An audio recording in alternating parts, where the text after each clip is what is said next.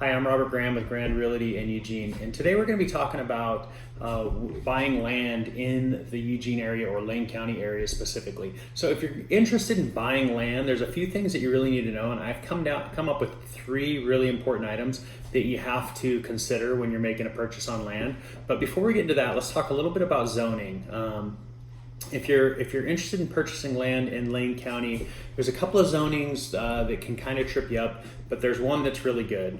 So the other 2 that can trip you up is F2 or forest land. So it'll be labeled a few different ways, but if it has an F in front of it, then that means it's forest land. So you can build on forest land, but there's a process that you have to go through in order to make that happen. So just be careful when you're looking for land, especially if you're looking for anything that's any sort of a serious amount of acreage. That F2 zoning can cause a few issues with you.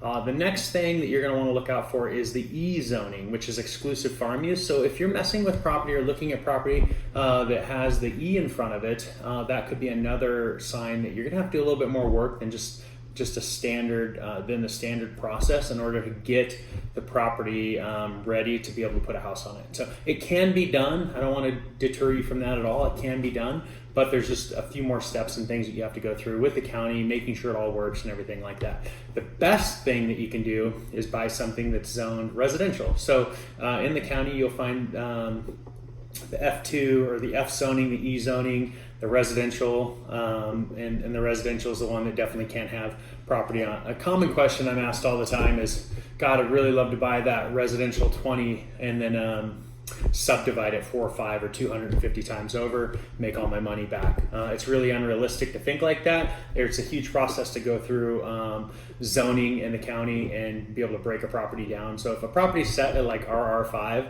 and it's 5 acres, the chances of that property being subdivided again without being annexed into one of the cities is pretty slim. So the next things that you're really going to want to know about or consider are these top 3 things. So the number 1 is your power source. Your power source for the property is definitely key. If you buy land that's a little bit further out and it's not near a power pole or near a transformer station, you're gonna have to trench in the line all the way to your house. And if you're trenching in just on standard property, that's small acreage, might not be a big deal. But say, you're cutting in a road and you're going back to the backside of 20 acres. Well, 20 acres, if an acre is 209 by 209, every 200 feet, you get 1,000 feet in on your property, and you have to trench 1,000 foot of power into your property. It can be very, very costly, and you'll probably need a transformer box and everything else like that. The next thing is what type of septic system can you have on the property. So the septic system is key. It could be as cheap as just a standard septic system with a leach field, or you could be forced to put in what they call a sand filtration system. And it's all dependent on what the county decides at the time and what the specific purpose of your property is and what they'll allow for that property side based off soil and everything like that. So the standard system could run you up to about $10,000, and the next system, the sand filtration system, could cost you $20,000 or $30,000. So costs can add up really quickly when you're purchasing land, and if you haven't really done your due diligence or your homework on that. And again, the best situation is having a seller that's already done some of that work. They've already figured out the electric situation, they've already figured out the type of septic, and they've taken it through some of those preliminary approval processes in order so somebody can actually build a home on it. The last thing that you have to consider when you're buying land in the Eugene or Lane County area is what's your water supply look like. Water is the most key thing that you need to really focus on, and that's why I'm bringing it up last.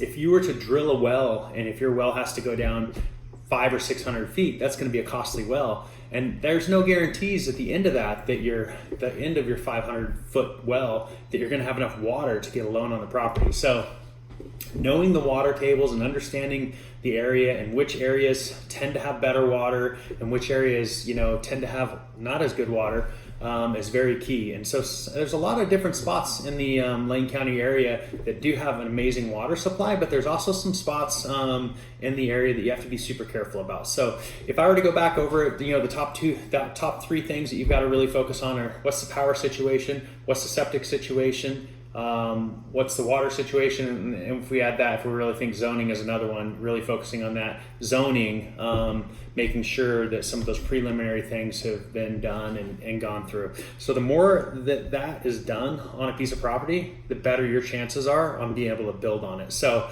if you're looking for somebody that actually has the skills and understands this whole process, Grand Realty is definitely the company for you. It's one of the things that we specialize. We do new construction projects on ourselves, on our investment side of our business. We understand zoning. We understand what it takes to get a property built on a piece of land when you're thinking about the water, the electric, and the septic issues. So with that, fill out our form down at the bottom of this page. If you'd like to start working with us to help you figure those things out, we'd be happy to answer any of your questions anyways. So have a great day.